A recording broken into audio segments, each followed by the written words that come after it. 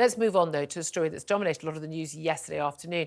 This as prosecutors accepted, finally, a guilty manslaughter plea from the man who fatally stabbed 3 people in Nottingham on a rampage in June last year. This was on the grounds of diminished responsibility due to his serious mental illness. Well, joining me now to discuss this is former Met Police Detective Chief Inspector Mike Neville. Good morning to you. Good morning, Julia. Thanks for joining us. This is Valdo Calocane, also known as Adam Mendes. He's 32 years old. He had denied 3 counts of murder of both 19-year-old university students Grace O'Malley Kumar and Barnaby Webber, whose pictures are all over the front page today, and also the 65-year-old school caretaker Ian Coates, who was also killed in that rampage. He admitted 3 counts of manslaughter, but he also, of course, had been accused, of attempted murder of other people. He's going to be sentenced for that, as well as he tried to run over 3 pedestrians with a van the same day, or the same morning, as he had killed these other 3 victims. Look, he was a desperately mentally ill man. The families, these 3 victims and the other who died and others who were stabbed and who were run over, also victims.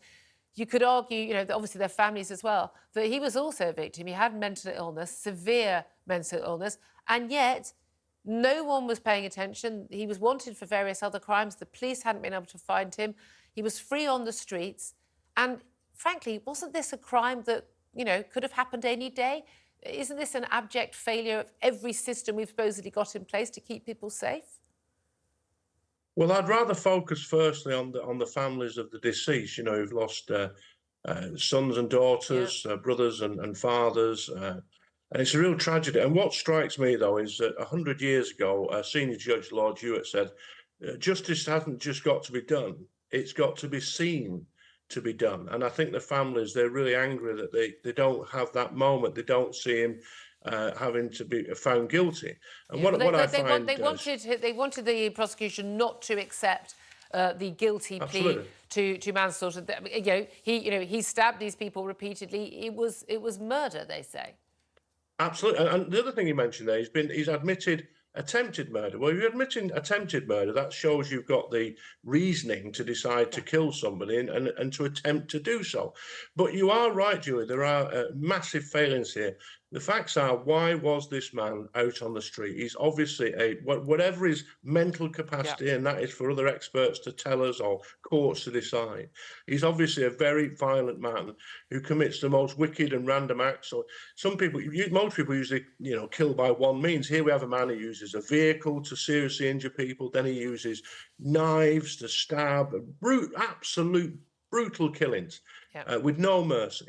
And I hope he's locked away for the rest of his life. But as you say, he was wanted on warrant, and too often with the police, what happens is the court issues a warrant, and then the police have sent that warrant, and it's often languishing at the back of a drawer or not action. When I was a young PC at 7 o'clock in the morning, the first thing I would do was to look in what they used to call the warrant drawer and make an arrest, because if I did that, I didn't get put on the school crossing patrol or some old rubbish that they used to do in those days. But this is the thing. You just go through, it's a litany of errors. I mean, way back in 2020, he was being treated for psychosis. He was believed to be suffering. He was diagnosed with paranoid schizophrenia.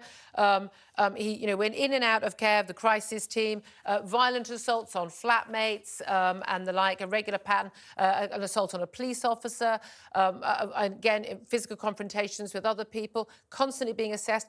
2022, early in the year, they decided no, he was able to be treated in the community. I mean, why they thought that, who knows? Probably because there wasn't a place in a mental institution.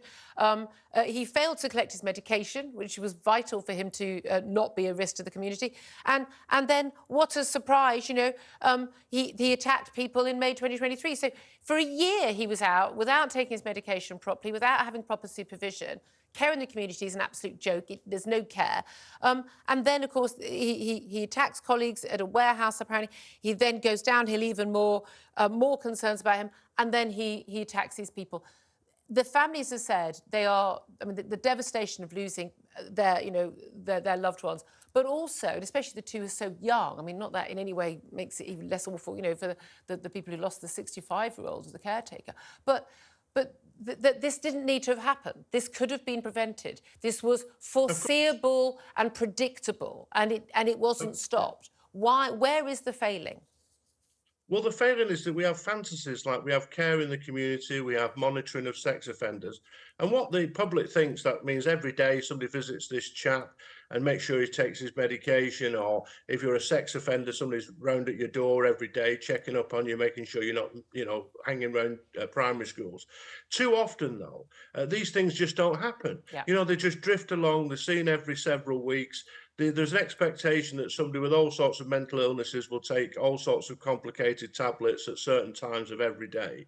It's an absolute fantasy. The facts are we need asylums to put these people in. If people are that dangerous to others, they need to be locked away and treated and given the care they need. But the main thing is to protect the public. Too often, the needs of the one overdo the needs of the 1 million people. And that's what we need to change in everything, whether it's in policing, in healthcare, in mental health institutions. It's simply not good enough that the public are being put at risk because of these almost like silly schemes which have been like almost like the residue of the 60s and the sort of liberal lunacy that comes through, but also we've been living with for the last 60 years. It's being reported as well, he may face a life sentence. The man should never be let out, ever, full stop, end of. I mean, he took 3 lives and could have taken 3 more as well. It's a miracle that he didn't.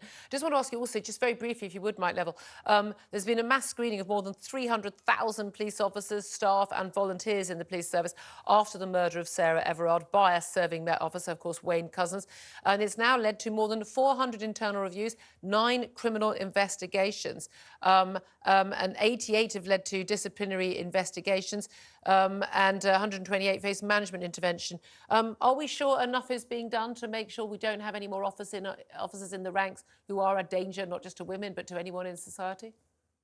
Julie, I think what it reveals that 300 interventions. Well, that's 1%. So when people say 99% of police officers are good and trustworthy, that is right.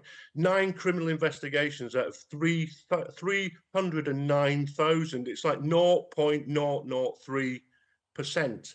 So thankfully we can, if this is right, then we've got a police force we could trust. What I would always ask, there's always going to be bad police officers and they need to be nailed and locked away. Wayne Couzens, in my view, should have been hanged. But what gets me as a former police officer is why the police get a rough deal. Is it because they're working class lads like me? Why don't the NHS get the same treatment? We had a nurse murdered 7 babies. We had a doctor murdered 250. My family worked for the NHS and I'm forever sent reports about it. There's 30 doctors, nurses and healthcare professionals suspended in a Nottinghamshire mental health hospital. But nothing's really said about that. So, no, that is a very fair point. Mike, you make a very fair point. I'm going to have to stop you there, but Mike Neville, great to talk to you. Thank you so much, former Met Police Detective Chief Inspector.